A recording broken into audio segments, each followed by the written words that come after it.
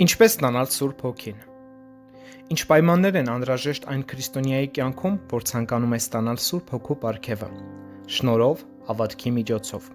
Եթե դիտարկենք Սուրբ Գրքի ուսուցման այս թեմայի շուրջ, ապա կբացահայտենք, որ միայն մեկ հիմնական սկզբունք կա, որը պետք է կատարվի մարդու կողմից Աստծո շնորհով։ Եթե շնորհով է, ուրեմն այլևս գործերից չէ, այլապես շնորհը շնորհ չէր լինի։ Հռոմեացիներին 11:6։ Այստեղ, ինչպես նաև իր բոլոր ուղերձների մեջ, Պողոսը հակադրում է շնորհ եւ գործեր բառերը։ Շնորհ ասելով, Պողոսը նկատի ունի Աստծո ձրի շնորհն ու օրհնությունները, որ տրվում են նրանց, ովքեր արժանի չեն դրան։ Գործեր ասելով, նա նկատի ունի այն ամենը, որ մարդ կարող է անել իր սեփական կարողությամբ եւ ուժերով, փորձելով արժանանալ Աստծո բարեհաճությունն ու օրհնություններին։ Պողոսը հավաստիացնում է, որ Աստծո շնորհն ընդունելու այս երկու ձևերը բացառապես անհամատեղելի են։ Դրանք երբեք չեն կարող համատեղվել։ Ինչն էլ որ մարդ Աստծո շնորհով ստանա, գործերով չէ, եւ ինչ էլ որ մարդ Աստծոց գործերով ստանա, շնորհից չէ։ Որտեղ է շնորհը գործում, գործերն ապարդյուն են, եւ հակառակը, որտեղ գործերով է, շնորհը չի գործում։ Սա հանգեցնում է շնորհի եւ օրենքի միջև եղած հակասությանը։ Որովհետև օրենքը Մովսեսի ձեռքով տրվեց, բայց շնորհը եւ ճշմարտությունը Հիսուս Քրիստոսով եկավ։ Հովհաննես 1:17։ Մովսեսի օրենքով մարդիկ իրենց կատարած գործերով արժանացան Աստծո օրհնություններին։ Այժմ Քրիստոսի միջոցով Աստծո ձրի շնորհն ու օրհնություններն են առաջարկվում բոլոր մարդկանց այն բանի հիման վրա, ինչ Քրիստոս արել է մարդու օգտի համար, եւ դա շնորհն է։ Այն ամենը, որ մենք Աստծոց Հիսուս Քրիստոսի միջոցով ստանում ենք, շնորհով է, եւ շնորհը գործերով չենք ընդունում, այլ հավատքով։ Որովհետև շնորհով եք դուք փրկված, հավատքի միջոցով, եւ սա ոչ թե ձեզանից է, այլ Աստծո պարգևն է, ոչ թե գործերից, որպեսզի ոչ մեկ շպարծենա։ Եփեսացիներին 2:8-9։ Այս հատվածում Պողոսի շեշտադրված հիմնական սկզբունքը կարող ենք ամփոփել 3 հաջորդական բառերով՝ շնորհով, հավատքի միջոցով, այլ ոչ թե գործերով։ Սա վերաբերվում է մարդու համար Աստծո շնորհով պատրաստված ամեն օրհնությանը։ Պողոսի ասածը հատկապես վերաբերվում է Սուրբ Հոգու պարգևն ստանալուն։ Քրիստոս փրկագնեց մեզ օրենքի անեծքից, մեզ համար անեծք դառնալով, որ մենք Հոգու խոստումն ընդունենք հավատքով։ Գաղատացիներին 3:13-14։ Պողոսը երկու կարևոր փոխկապակցված փաստեր է բերում։ Սուրբ Հոգու պարգևը հասանելի է մարդուն Հիսուս Քրիստոսի փրկագնման միջոցով, եւ դա մարդու համար նախատեսված Աստծո շնորհի ամբողջական մատակարարման մի մաս է կազմում Հիսուս Քրիստոսի միջոցով։ Այս պարգևը, ինչպես նաև Աստծո շնորհի ցանկացած այլ հոգացություն, մենք ստանում ենք հավատքով, ոչ թե գործերով։ Սուրբ Հոգու պարգևն ստանալու հարցն ըստ երևույթին բարձրացվել է Գաղատիայի եկեղեցիներում, եւ Պողոսը մի քանի հիշատակումներ է անում դրա վերաբերյալ։ Միայն սա կուզենայի ձեզանից իմանալ. օրենքի գործերով ընդունեցիք Սուրբ Հոգին, թե հավատին լսելով։ Գաղատացիներին 3:2։ Այն որ ձեր հոգին շնորհեց եւ ձեր մեջ հրաշքներ գործեց, օրենքի գործերից էր, թե հավատը լսելուց։ Գաղատացիների 3:5։ Եվ մենք հոգու խոստումն ընդունենք հավատքով։ Գաղատացիներին 3:14։ Այս մի քանի համարների մեջ Պողոսը 3 անգամ շեշտում է, որ հոգին ընդունելը հավատքով է, այլ կերպ ասած, հավատացյալի Սուրբ Հոգին ստանալու կարևոր եւ հիմնական նախապատրաստությունն այն է, որ նա Սուրբ գրային ուսուցումների հիման վրա պետք է հասկանա, թե Աստված ինչ է նախատեսել իր համար, եւ թե նա ինչպես կարող է դա պահանջել հավատքի եւ Քրիստոսի խաչի վրա կատարված փրկագնման միջոցով։ Եթե սկզբում Սուրբ գրային նման ցուցումներ տրվեն Սուրբ Հոգին ստանալ ձգտողներին, ապա նրանց հոգով մկրտվելու համար ոչ թե ջանքեր կպահանջվեն, ոչ էլ դա կուշանա կամ կհետաձգվի։ Պողոսի Գաղատացիներին ուղերձից պարզ է դառնում, որ այնտեղի քրիստոնյաներն ի սկզբանե հավատքով նրանց ընդունել էին ավետարանի լուրն ու Սուրբ Հոգու պարգևը, այդպիսով մուտք գործելով Աստծո ամբողջական հոգացության մեջ։ Այնուամենայնիվ, ավելի ուշ այլ ուսուցիչների միջոցով մասնակից էին դարձել մեկ այլ համակարգի, որը հակասում էր ավետարանին, եւ նրանք սկսել էին կորցնել Սուրբ Հոգու պարգևը, հավատքով եւ շնորհով ստանալու իրենց առաջին տեսիլքը։ Պողոսի ուղերձի հիմնական նպատակներից մեկն էր զգուշացնել այդ վտանգի մասին եւ հետ կանչել նրանց դեպի իրենց հավատքի սկզբնական պարզությանը։ Այսօր տարբեր տեղերում գտնվող շատ քրիստոնյաների ճիշտ նույն սխալն է սպառնում, որը Պողոսը զգուշացնում էր գաղատացիներին։ Այսօր միտում կա Սուրբ Հոգու պարգևն ստանալ ցանկացողներին ինչ-որ մեթոդ կամ ընդունված ձև պարտադրել։ Այդ ընդունված ձևը տարբեր խմբերի մոտ տարբեր է։ Որոշ տեղերում շեշտը հատկապես ավելի դրված է որոշակի դիրքորոշման կամ վերաբերմունքի վրա։ Այլ տեղերում շեշտը դրված է հատուկ բառերի, ձևի կամ արտահայտությունների կրկնության վրա։ Սուրբ Հոգով մկրտվել ցանկացողներին վերաբերվող նման շարանը ցուրտգրային չէ, սակայն ամենամեծ վտանգն այն է, որ բառերի հատուկ ձևն ու կազմությունը, որոնք սոսկ գտնում են, կարող են փոխարինել հավատքին։ Այս դեպքում ընդունված ձևն է հաղթում։ Սուրբ Հոգով մկրտվել ցանկացողներին օգնելու փոխարեն դրանք ավելի են խանգարում եւ խոչընդոտում։ Նման մեթոդների արդյունքում մենք հաճախ հանդիպում ենք հոգին ստանալ ցանկացողների, որոնք ասում են. «Ես ամեն բան փորձել եմ, փառաբանել եմ, ալելույա եմ ասել, ձեռքերս վեր եմ բարձրացրել, աղաղակել եմ։ Ամեն ինչ արել եմ, բայց դրանք ուղղակի չեն օգնել»։ Առանց հասկանալու նրանք գաղատացիների նույն սխալն են կրկնում։ Դրանք հավատքը փոխարինում են գործերով, իսկ Աստծո պարզ խոսքերին ականջ դնելը մեթոդներով։ Որն է լուծումը։ Լուծումն այն է, ինչ Պողոսն է առաջարկում գաղատացիներին՝ վերադառնալ Աստծո խոսքը հավատքով լսելուն։ Այսպես փափագողներն ավելի շատ փառաբանելու, ավելի ուժեղ աղաղակելու եւ ձեռքերն ավելի վեր բարձրացնելու կարիք չունեն։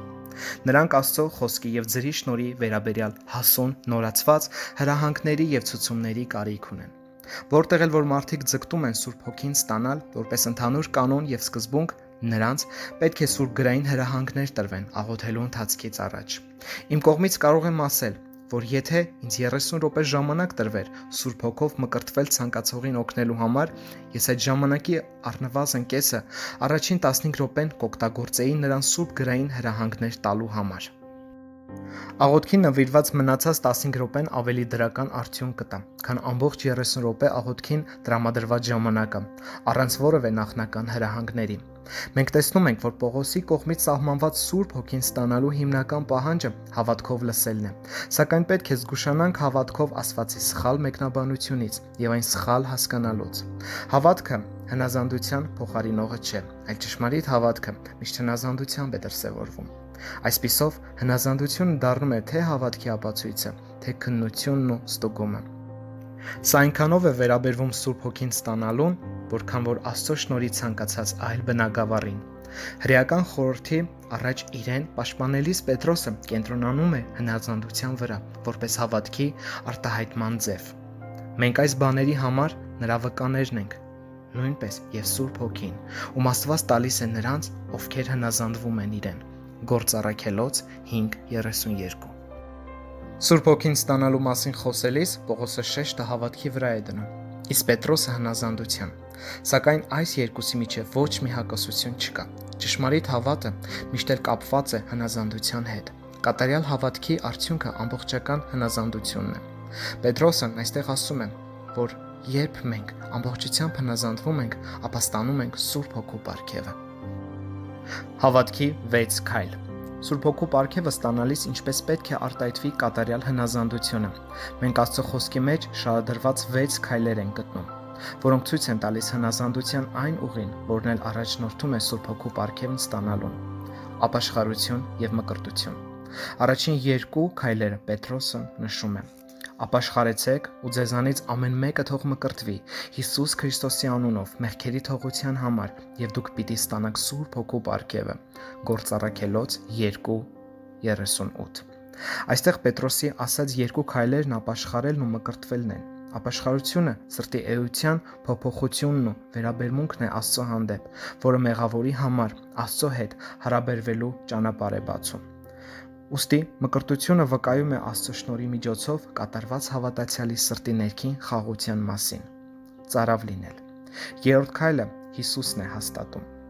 Եթե մեկը ծարավ է, թող ինձ մոտ գա եւ խմի։ Ով ինձ հավատա, ինչպես Գիրքն է ասում, նրա որովայնից կենդանի ջրերի գետեր կբխեն։ Հովհաննես 7:37-38։ Հաջորդ խոսքի մեջ Հովհաննեսը բացատրում է, որ Հիսուսի այս խոստումը վերաբերվում է Սուրբ Հոգու պարգևին, սա համապատասխանում է նաև Հիսուսի ասածին։ Երանի նրանց, որ արդարության քաղցն ու ծարավն ունեն, որտեղ նրանք պիտի հագենան։ Մատթեոս 5:6։ Սուրբ Հոգու լեցունությունն ստանալու համար սոված եւ ծարավ լինելը կարևոր հիմնական պայմաններից է։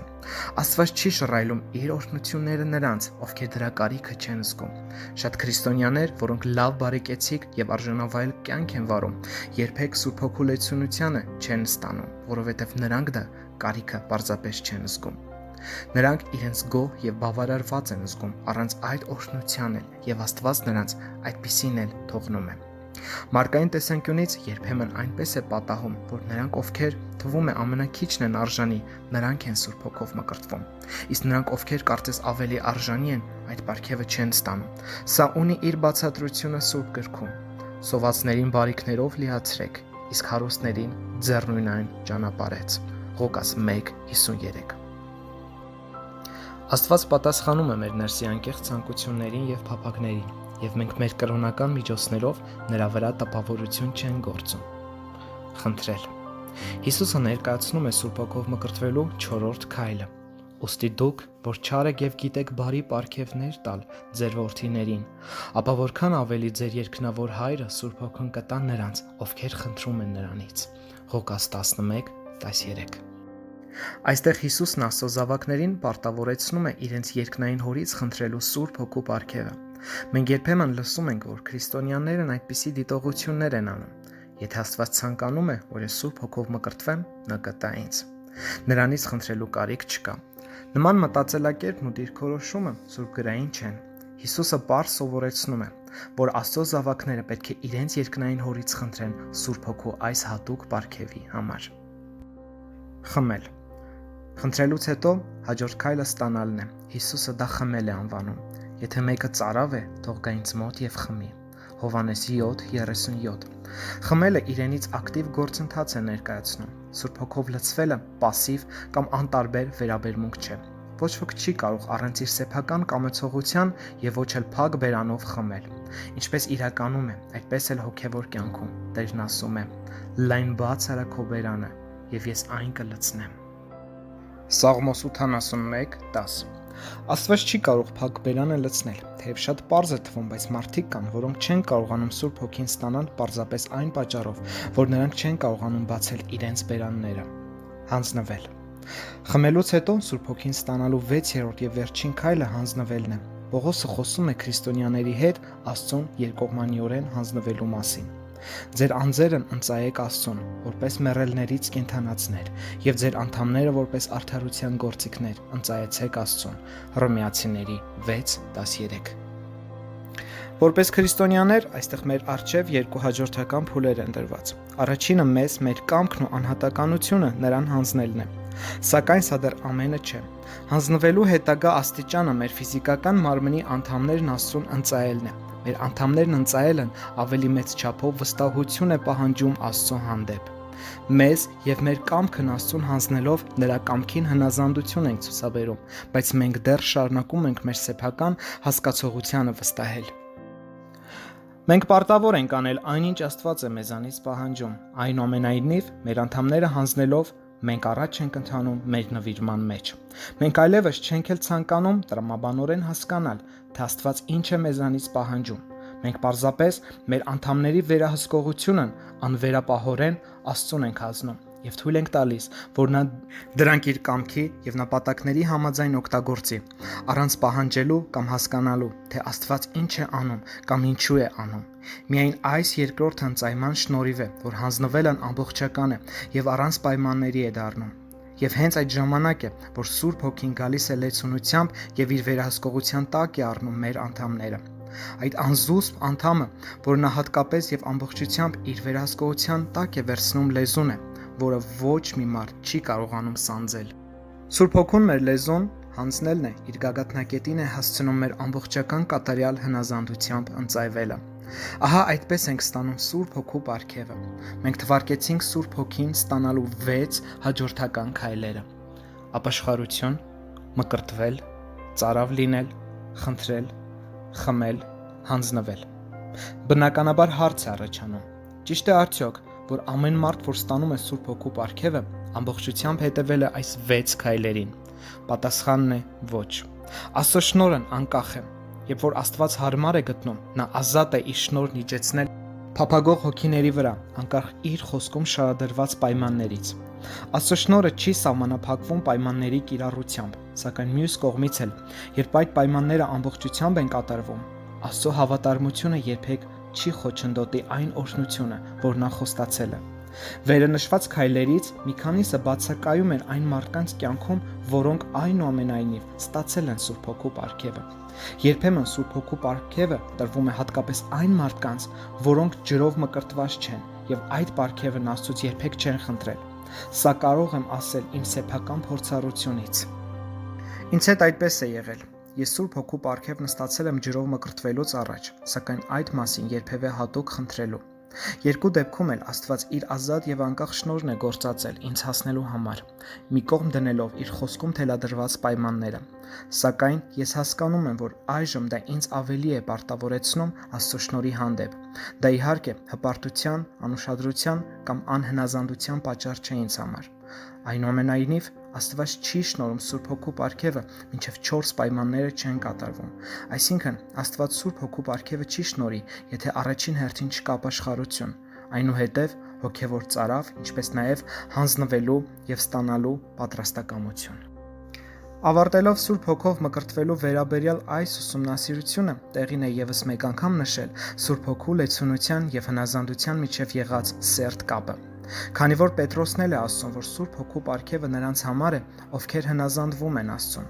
Եթե Աստված այս պարգևն իր ձրի շնորհով է տալիս անգամ նրանց, ովքեր դեռ իր խոսքում եղած պայմաններին չեն հանձնվել, դա չպիտի անփութության կամ անհնազանդության տեղիք տա։ Ինչպես Պետրոսն ասաց Կոռնելիոսի տանը. Սուրբ Հոգին իջավ բոլոր նրանց վրա, ովքեր Աստծո խոսքը լսեցին։ Տես Գործառաքելոց 10-րդ գլխում։ Ուստի պարզ է դառնում, որ Աստծո շնորհի նման դրսևորումը չի կարող ոչ մի կերպ մեկնաբանվել որպես Աստծո խոսքին հնազանդվելու գրավական, քանզի հետևյալն կարդում ենք. ու հրամայեց նրանց, որ Տիրոջ անունով մկրտվեն։ Գործառաքելոց 10:48։ Նույնիսկ նրանք, ովքեր արդեն Սուրբ Հոգու պարգևը ստացել են, ջրով մկրտվելու արարողակարգը շարունակում է մնալ Աստծո հրահանգն ու պատվերը, որը չի կարող անտեսվել։